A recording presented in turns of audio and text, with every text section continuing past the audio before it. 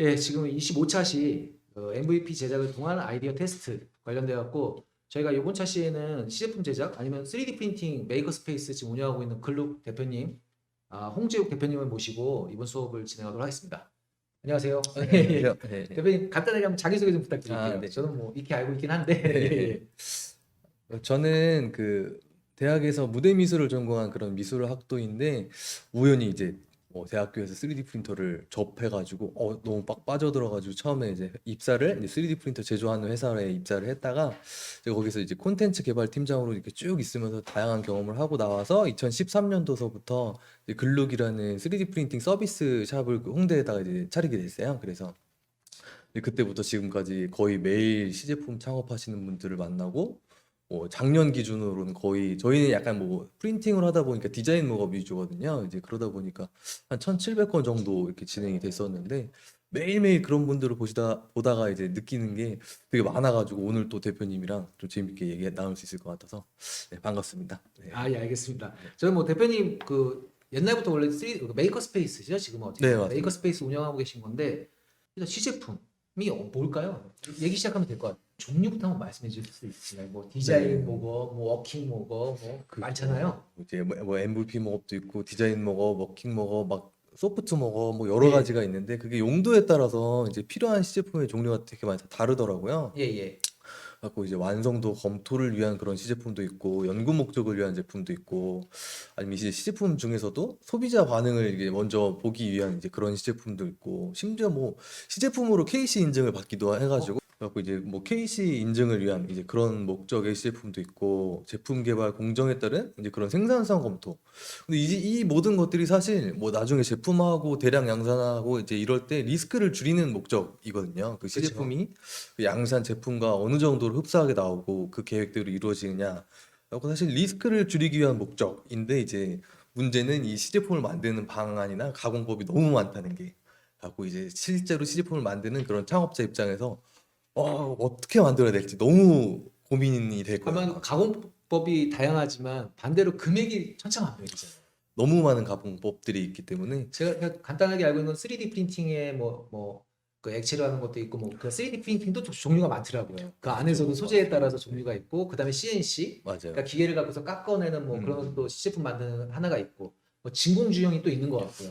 그렇죠. 그래갖고 제가 시제품 제작 과정부터 예, 예. 한번 한번 말씀해 주세요. 종류를 뭐 간단하게만 한번 설명을 드려볼게요. 그래갖고 예. 이제 처음에는 내가 어떤 제품을 만들어야겠다 이제 이런 개념 구상이 이제 시작이 될 거고 그 개념 구상을 토대로 이제 설계 도면을 이제 뭐 자체적으로 제작을 하던 아니면 외주 업체를 통해서 제작을 하던 그런 설계 도면이 제작이 될 텐데 이제 세 번째가 설계 도면까지는 뭐 2D나 뭐 3D나 뭐 일맥상통한 부분이 많아가지고 괜찮은데 이제 세 번째 가공부터가 문제고 가공 방법이 너무나도 많고 심지어 난 3D 프린터로 한번 해보고 싶은데 프린터 종류도 너무 많은 거예요. 아, 예, 네, 예. 이제 그러다 보니까 이제 가공 부분에서 이제 어떤 부분들이 좀 이제 고민이 많이 필요할 그런 부분들이 있고 이제 외형 검수를 통해서 나중에 이제 형태가 잘 나온 걸 확인하고 이제 후가공이 들어가게 되는데 이제 심지어 후가공에서도 뭐 사용하는 제품의 환경이나 이제 양산 방법에 따라서도 다 달라지기 때문에 이제 이것들을 전체적으로 좀 컨설팅할 수 있는 이제 그런 집단이나 플랫폼이 있으면 굉장히 유용할 거라는 생각이 들고 예. 네, 지금 뭐 개념서부터 시제품 뭐 이제 최소한의 기능 시연이 가능한 그런 MVP 제품까지 있거든요. 이제 그럼 그러다 저희가 보니까 시제품 제가 딱 만들 거예요. 설계 네, 도면까지 했어요. 그러면은 아까 말씀하신 대로 뭐 3D 프린팅도 있고 CNC도 있고 진공주형도 있고 여러 가지잖아요. 네, 네, 호가공의 종류도 너무 많고. 그죠, 그죠. 제가 어떤 결정을 해야 되지? 뭘 가지고 결정을 해야 되죠, 그러면? 그래갖고 제가 일단 가공 방식에 대한 것들을 살짝 이렇게 설명을 드린 다음에 이제 그것도 말씀해 주세요, 네, 그러면. 보통 예, 예, MOQ 알겠습니다. 이제 이런 거에 따라서 달라지는데 예, 예. 한번 화면을 보고 얘기를 드리면은 뭐 많이 들어보셨을 이제 금형인데 QDM 금형이라고 해가지고 기존 금형 양산 금형 대비 비용이 한 5, 60% 싸고 굉장히 빠른 납기를 이제 주로 하는 이제 그런 몰드 베이스의 이제 생산 방법이고 실리콘 몰드 복제에서 예, 예. 떠가지고 이제 사출 금형에 비해서 심하게는 90% 이상 저렴하게 제작을 할 수도 있는 방식인데 이제 요즘에는 이 실리콘 진공주형에서도 쓰이는 재료도 굉장히 다양하고 치수도 굉장히 잘 맞는 이제 그런 뭐 실리콘 틀 같은 것 재료 같은 것도 개발이 많이 돼서 진공주형 같은 부분도 되게 많이 쓰이는 것 같고 그리고 진공 성형은 꽤나 이제 오래전부터 쓰였던 방법 중에 하나인데 이제 요것도 이제 필름들이 많이 개발이 돼가지고 그 디테일이나 이제 이런 정밀도라든지 이게 좀 떨어지긴 하는데 이제 진공 성형도 굉장히 많이 쓰이는 방법이고 제가 오늘 좀 주로 말씀드릴 게 이제 3D 프린팅 쪽인데 요즘은 3D 프린팅으로 양산하는 사이트이 되게 많아요. 그 양산이라고 하면 제가 막 몇백만 개 이런 거 얘기하는 건 아닌데 뭐 보통 작은 부품 같은 경우에 4천 개, 5천 개까지도 어, 프린팅으로 이게 진행이 되는 것들이 꽤 있거든요. 그렇죠. 작은 건 오히려 프린팅하기 그렇죠. 낫거든요. 그래가지고 예. 이제 그런 것들에 대한 사례들이 좀 뒷부분에 좀 준비가 되어 아까 있고 QDM부터 진공주형, 뭐 진공성형 쭉 말씀해 주셨는데 네네. 오히려 그게 한마디로 내가 워킹목을 몇 개 만들 거냐에 따라서 그 그렇죠. 방법들이 좋을 수도 있고 나쁠 수도 있는 거잖아요. 맞아요, 맞아요. QDM 같은 경우는 한 1000개, 3000개 정도 하실 거면 음. 그게 좀 맞을 수 있는 거고요. 맞아요, 맞아요. 그리고 진공주형 같은 경우는 한 몇십 개 단위, 몇백 개 단위에 또 적합한 거죠. 그렇죠. 그래갖고 이 화면 한번 보시면은 예, 제가 예. 대략적으로 좀 MOQ 아, 그에 죄송해요. 다 있네요. 따라가지고 가공 좀 근데 이게 정답은 아닌 게 자기가 이제 어떤 형태를 만드냐에 따라서 이제 어떤 제품에 따라서 또 다 다른 거라서 그렇죠, 그렇죠. 좀 예. 일반적으로는 뭐 한 개, 두 개의 제품이 필요하다 이럴 때 이제 3D 프린팅이나 NC 가공을 하고 뭐 예를 들어서 뭐 100개에서 한 500개 단위가 필요하다 이러면 진공 주형을 좀 많이 하는 아, 이제 예, 그런 게 예. 있고 그리고 내가 뭐 몇천 개에서 뭐 몇만 개까지도 필요한 경우다 이제 이랬을 때 이제 QGN 구명까지도 요즘엔 또 금형을 파기 되게 부담스러워 하세요 많이들 뭐 요즘 디자인 주기도 워낙 빠르고 뭐 100만 타 이렇게 나오는 제품들이 나오는 시대가 아니다 보니까 예전처럼 요즘엔 거의 잘 뭐 일어나지 않는 이제 그런 사례인 것 같은데 그리고 이제 개수별 뭐 MOQ별로 보통 이제 가공 방법을 좀 골라서 이제 진행을 한다라고 보시면 될 것 같고 예. 저는 이제 3D 프린팅이 진공 주형까지는 좀 어느 정도 영역을 침범해서 뭐 그 정도의 수량은 몇백 개 단위까지도 이제 보는 사례들이 많더라 이제 이런 얘기를 좀 드리려고 나왔고 뭐 3D 프린팅이 그 메이커 스페이스가 지금은 CNC나 NC까지도 가공까지도 진행하고 있나요?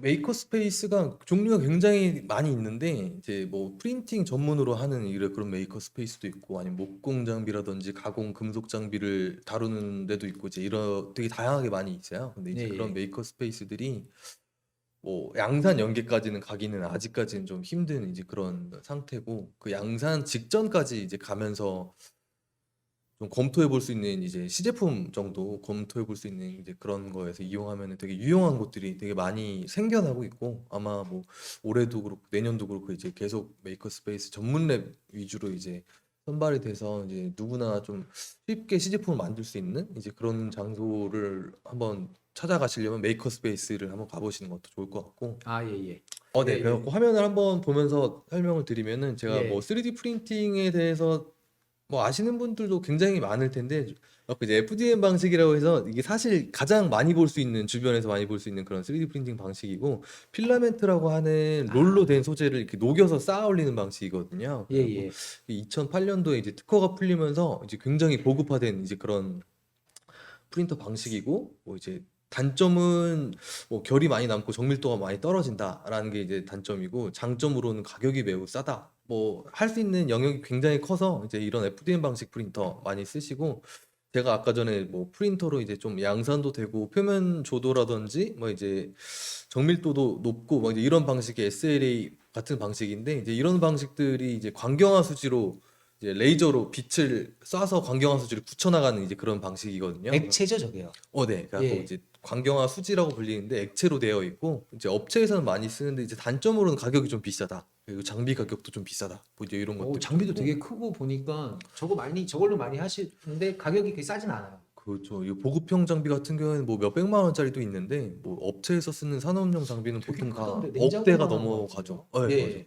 소재가 이제 아직까지는 뭐 실제로 쓸 수 있는 정도의 강도나 내열성을 가진 이제 그런 소재가 부재하다라는 아, 점이랑 이제 표면 조도나 퀄리티가 CNC까지는 아직은 못 안 된다. 가니까 아, 근데 이제 그런 한계점들이 조금 있는데 제가 그 한계점들을 조금 다음 방식을 한번 보면 이제 SLS 방식이라고 해가지고 이제 파우더를 레이저로 이렇게 부분적으로 소결시키는 이제 그런 방식도 있어요. 그래서 굉장히 뭐 디테일하거나 이제 뭐 복잡한 이제 그런 형태를 만들 때 좀 유용한 방식도 있고 3DP 방식이라고 해가지고 이제 컬러로 만드는 이제 그런 3D 프린터도 있어요.